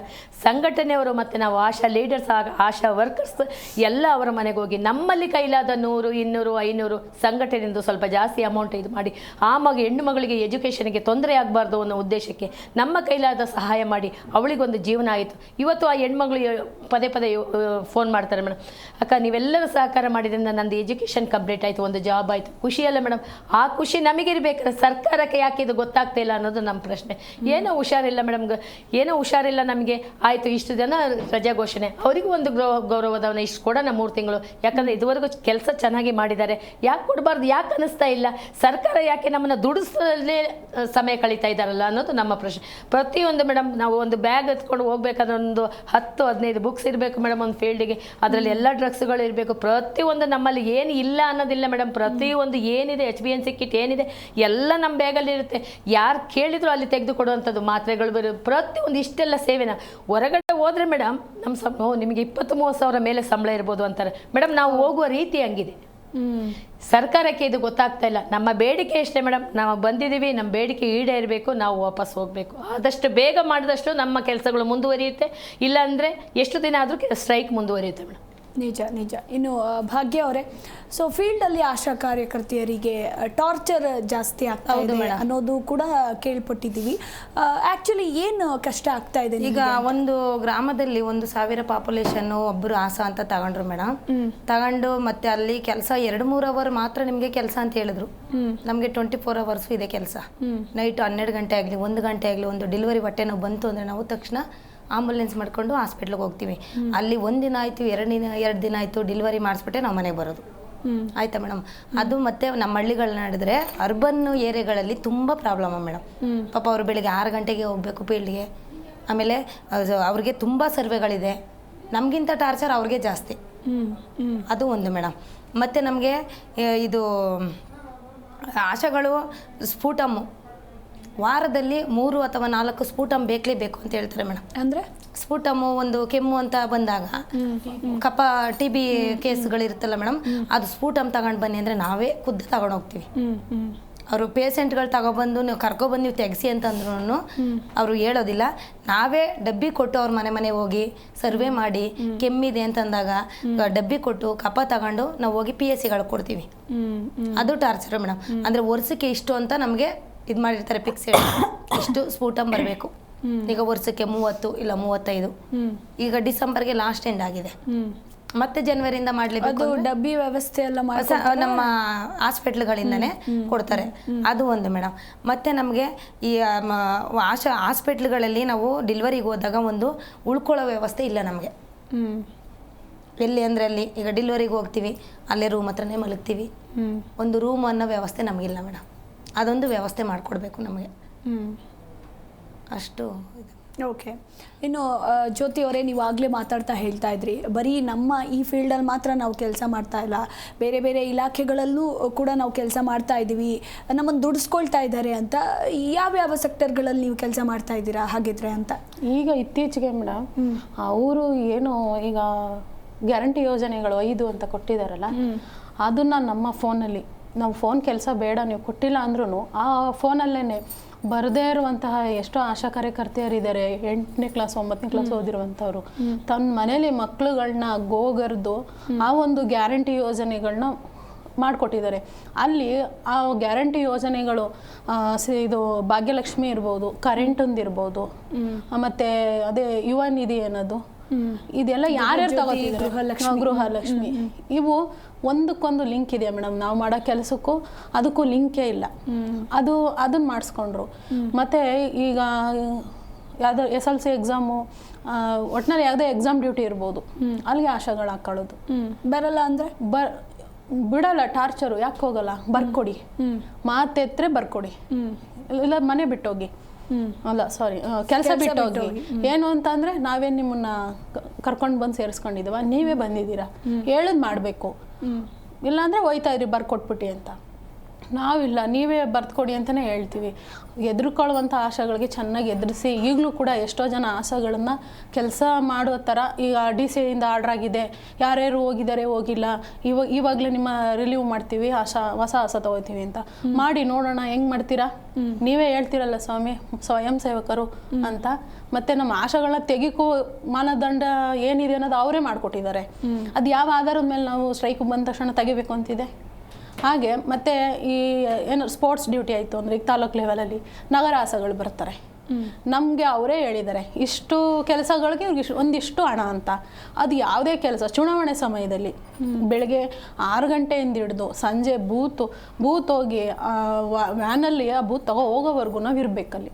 ಯಾಕೆ ಇರಬೇಕು ಮೇಡಮ್?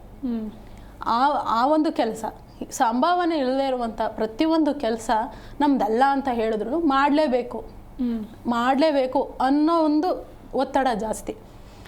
ಅದು ಸರ್ಕಾರಕ್ಕೆ ಗೊತ್ತಾಗ್ತಿಲ್ಲ. ಈಗ ಉದಾಹರಣೆಗೆ ನಾನು ಕೋವಿಡ್ ಹೇಳಿದ್ನಲ್ಲ ಮೇಡಮ್, ಆಗಲೇ ಕೋವಿಡಲ್ಲಿ ಅವ್ರು ಒಂದು ಹೇಳಿದ್ರು ಆದೇಶವನ್ನು ಸ್ಟೇಟಲ್ಲಿ ಹಾಕಿದ್ರು. ಏನು ಗ್ರಾಮ ಪಂಚಾಯತಿ ಲೆವೆಲಲ್ಲಿ ಸದಸ್ಯರುಗಳು ಬರ್ತಾರಲ್ಲ, ಎಲೆಕ್ಟೆಡ್ ಮೆಂಬರ್ಗಳು, ಆಶಾಗಳು ಮತ್ತು ಅಂಗನವಾಡಿ ಕಾರ್ಯಕರ್ತೆಯರು ಮತ್ತು PSCO ಈ ಒಂದು ಗುಂಪಿನಲ್ಲಿ ಕೋವಿಡ್ ಕೆಲಸಗಳನ್ನ ಮಾಡಬೇಕು ಅಂತ ಬಂತು. ಕೊನೆಗೆ ಉಳ್ಕೊಂಡಿದ್ದು ನಾವೊಬ್ಬರೇ. ಅದು 100% ನಮ್ಮ ರಾಜ್ಯದ ಎಲ್ಲ ಆಶಾ ಕಾರ್ಯಕರ್ತೆಯರು ಕೆಲಸ ಮಾಡಿದ್ದಾರೆ. ನಿಜ. ಅಂಗನವಾಡಿಯವ್ರನ್ನೂ ದೂಷಿಸೋದು ಬೇಡಿ, ಅವರು ಮಾಡಿದ್ದಾರೆ. ಎಷ್ಟರ ಮಟ್ಟಿಗೆ ಮಾಡಿದ್ದಾರೆ ಅಂತ ನಮಗೆ ಗೊತ್ತಿಲ್ಲ, ಆದರೆ ನಮ್ಮ ಇದರಲ್ಲಿ ನಾವೇ ಮಾಡಿದ್ದೀವಿ.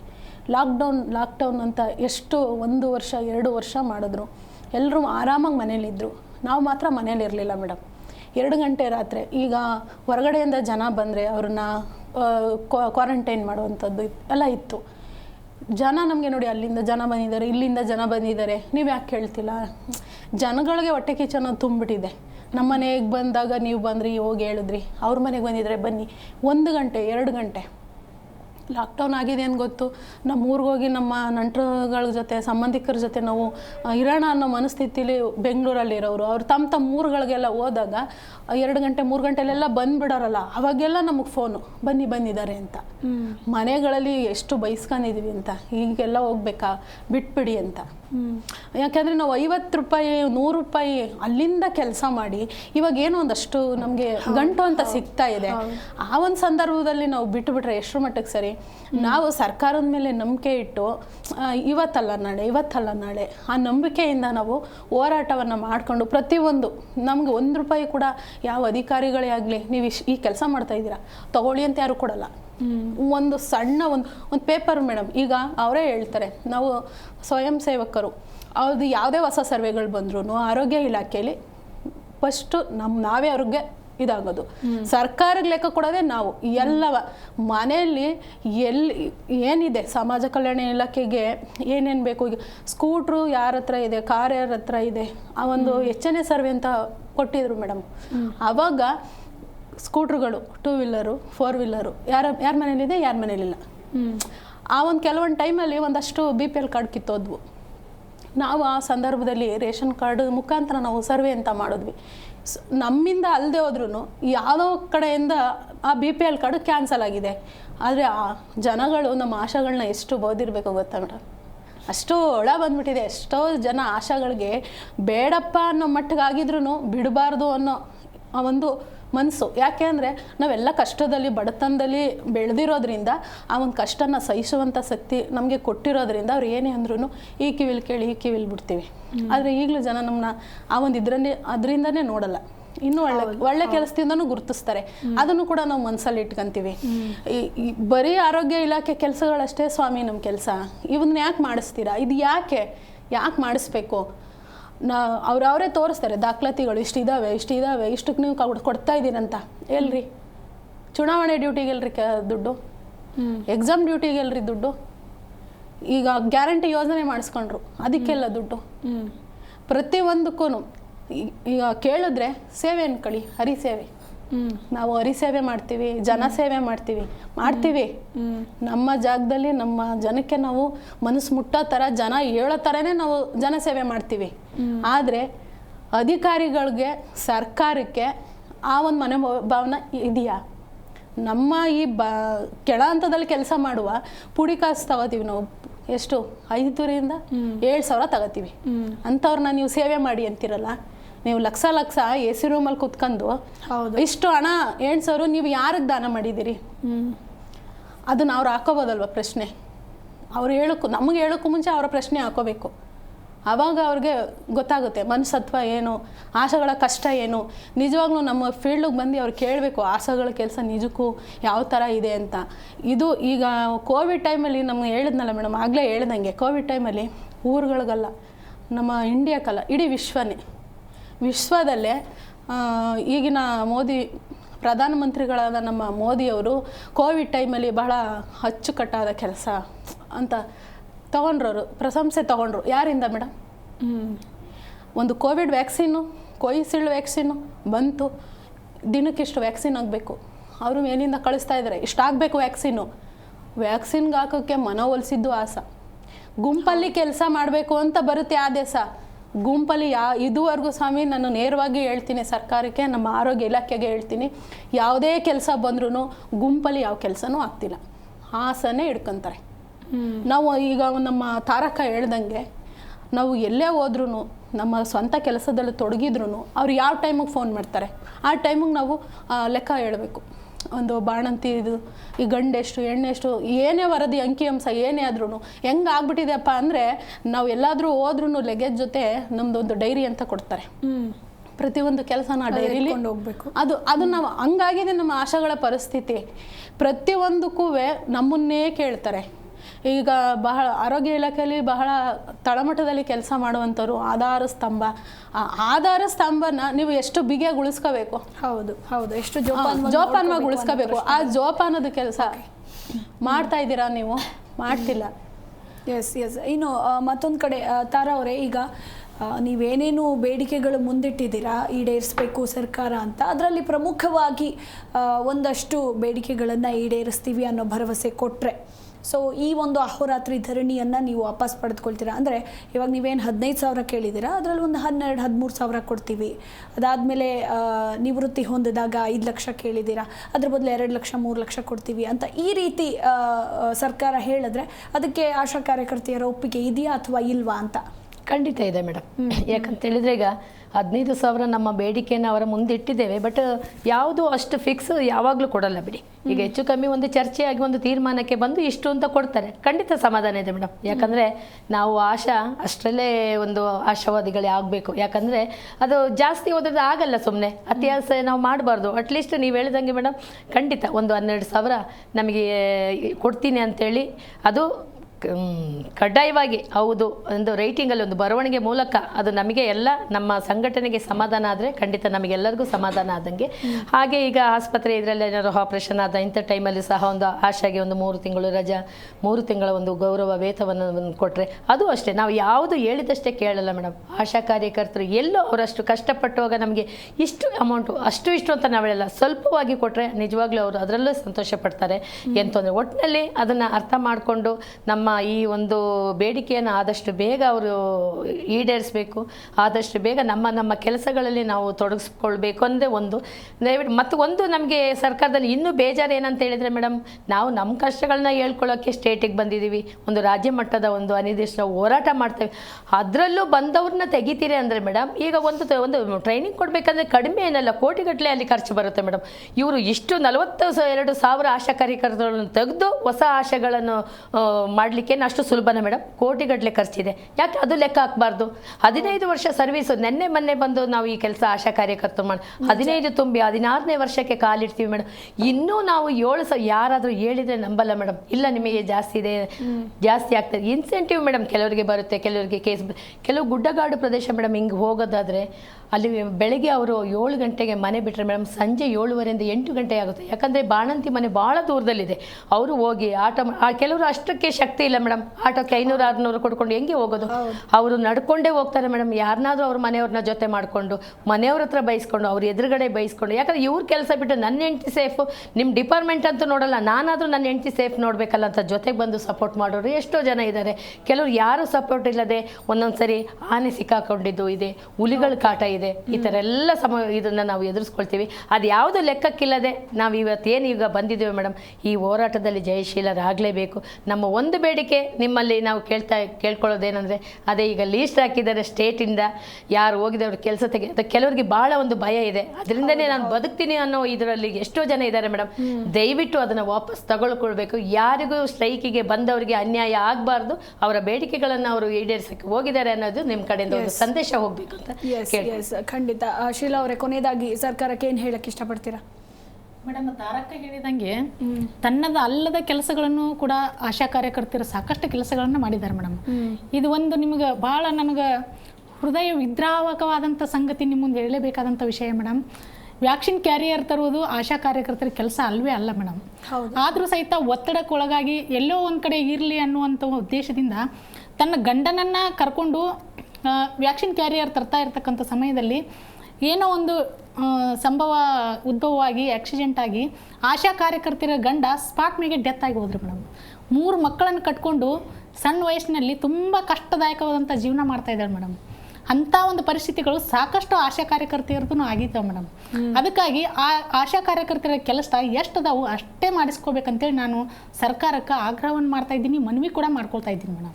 ಓಕೆ. ಇನ್ನು ಭಾಗ್ಯ ಅವರೇ, ನೀವು ಮೇಡಮ್, ನಮಗೆ ನಾವು ಕೊಟ್ಟಿರುವಂಥ ಬೇಡಿಕೆಗಳು ನೆರವೇರಿಸಬೇಕು. ಮತ್ತು ನಮ್ಮನ್ನು ಆಶಾಗಳನ್ನ ನೌಕರನನ್ನಾಗಿ ಪರಿಗಣಿಸಬೇಕು. ನಾವು ಏನು ಇಟ್ಟಿದ್ದೀವಿ ಅದನ್ನು ಬಗೆಹರಿಸ್ಬೇಕು ಮೇಡಮ್. ನಮಗೆ ಅದು 12,000 ಯಾಕೆ 10,000 ಬಂದರೂ ನಾವು ವಾಪಸ್ ತಗೊಳ್ಳೋ ಇದರಲ್ಲಿ ಇದ್ದೀವಿ. ನಮಗೆ ಅದ್ರ ಇನ್ಸೆಂಟಿವ್ ಏನು ಬರ್ದಿದೆ ಅದು ಇನ್ಸೆಂಟಿವ್ ಆಗೇ ಇರಬೇಕು. ಫಿಕ್ಸೆಡ್ ನಮಗೆ 10,000 ಮಾಡಿಕೊಡ್ಬೇಕು ಮೇಡಮ್.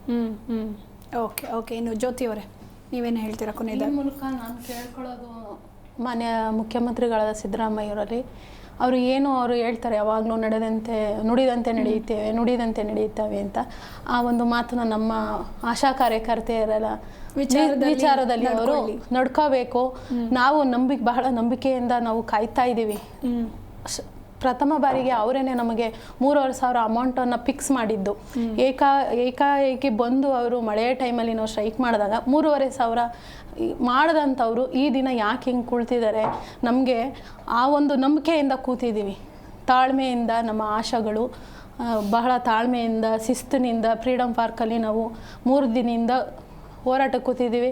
ಈ ಮುಖಾಂತರ ಎಲ್ಲರಿಗೂ ನಾವು ಕೈ ಎತ್ತಿ ಮುಗಿಯೋದು ಸರ್ಕಾರಕ್ಕೆ ಏನಪ್ಪ ಅಂದರೆ, ಆಶಾಗಳಿಗೆ ನ್ಯಾಯಯುತವಾದ ಒಂದು ಬೇಡಿಕೆ ಏನಿದೆ ಅದನ್ನು ಈಡೇರಿಸ್ಕೊಡಿ. ನಂಬಿಕೆ ಇದೆ, ನಂಬಿಕೆಯನ್ನು ಉಳಿಸ್ಕೊಳ್ಳಿ. ನಂಬಿಕೆ ಇಲ್ಲ ಅಂದಿದ್ರೆ ನಮ್ಮ ಆಶಾಗಳು ಯಾವಾಗಲೂ ಸಿಡಿದು ಹೇಳುವಂಥವ್ರು. ಜೈಲಿಗೆ ಹೋದ್ರೂ ಪರವಾಗಿಲ್ಲ, ಅಷ್ಟರ ಮಟ್ಟಿಗೆ ರೆಡಿಯಾಗಿ ಬಂದಿದ್ದೀವಿ. ಅದು 1 ವಾರ ಆಗಲಿ 1 ತಿಂಗಳಾಗಲಿ. ಡೆಲ್ಲಿಲಿ ನಡೀತಲ್ಲ ಮೇಡಮ್ 1 ವರ್ಷ ರೈತರ ಹೋರಾಟ, ಅದನ್ನು ಮಾದರಿಯಲ್ಲಿ ಇಟ್ಟುಕೊಂಡು ಎಲ್ಲರೂ ಬಂದಿದ್ದೀವಿ. ಓಕೆ. 4 ಜನಕ್ಕೂ ಕೂಡ ತುಂಬ ಧನ್ಯವಾದಗಳು. ನೀವು ಇಲ್ಲಿವರೆಗೂ ಬಂದು ಚರ್ಚಾ ಕಾರ್ಯಕ್ರಮದಲ್ಲಿ ಭಾಗಿಯಾಗಿದ್ದಕ್ಕೆ ಥ್ಯಾಂಕ್ ಯು ಸೋ ಮಚ್. ವೀಕ್ಷಕರೇ, ನೋಡಿದ್ರಲ್ಲ, ಆಶಾ ಕಾರ್ಯಕರ್ತರು ಅಂಡ್ ಸರ್ಕಾರಕ್ಕೂ ಕೂಡ ಜಿ ಕನ್ನಡ ನ್ಯೂಸ್ ಕಡೆಯಿಂದ ಇಷ್ಟೇ ಹೇಳೋದು, ಅವರ ಕೂಗು ಏನಾಗಿದೆ, ಅವರ ಬೇಡಿಕೆಗಳು ಏನಾಗಿದೆ, ಅಟ್ಲೀಸ್ಟ್ ಒಂದಷ್ಟು ಭರವಸೆಗಳು, ಎಲ್ಲ ಬೇಡಿಕೆಗಳನ್ನು ಈಡೇರಿಸ್ತೀವಿ ಅನ್ನೋದನ್ನು ಬಿಟ್ಟರೂ ಕೂಡ ಅಟ್ಲೀಸ್ಟ್ ಕೆಲವೊಂದು ಪ್ರಮುಖವಾದಂತಹ ಬೇಡಿಕೆಗಳನ್ನು ಈಡೇರಿಸಲೇಬೇಕು. ಅವರು ಕಷ್ಟ ನೋವು ತನ್ನದಲ್ಲದಂತಹ ಕೆಲಸವನ್ನು ಕೂಡ ಅವರು ಮಾಡ್ತಾ ಇದ್ದು ನಮಗೆ ಏನೇನು ಜೀವನದಲ್ಲಿ ಕಷ್ಟಗಳಾಗ್ತಾ ಇದೆ ಅನ್ನೋದನ್ನು ಸವಿಸ್ತಾರವಾಗಿ ನಮ್ಮ ಚಾನಲ್ಗೆ ಬಂದು ಅವರು ವಿವರಣೆಯನ್ನು ಕೊಟ್ಟಿದ್ದಾರೆ. ಇನ್ನಾದರೂ ಸರ್ಕಾರ ಈ ಕಡೆ ಎಚ್ಚೆತ್ತುಕೊಳ್ಳಬೇಕು, ಹಾಗೆ ಅವರ ನೋವಿಗೆ ಪ್ರಮುಖವಾಗಿ ಇಲ್ಲಿ ಸ್ಪಂದಿಸಬೇಕು ಅಂತ ಹೇಳ್ತಾ ನಾನು ಈ ಕಾರ್ಯಕ್ರಮವನ್ನು ಮುಗಿಸ್ತಾ ಇದ್ದೀನಿ. ನೋಡ್ತಾ ಇರಿ ಜಿ ಕನ್ನಡ ನ್ಯೂಸ್, ಸತ್ಯವೇ ಸುದ್ದಿಯ ಜೀವಾಳ. ನಮಸ್ತೆ.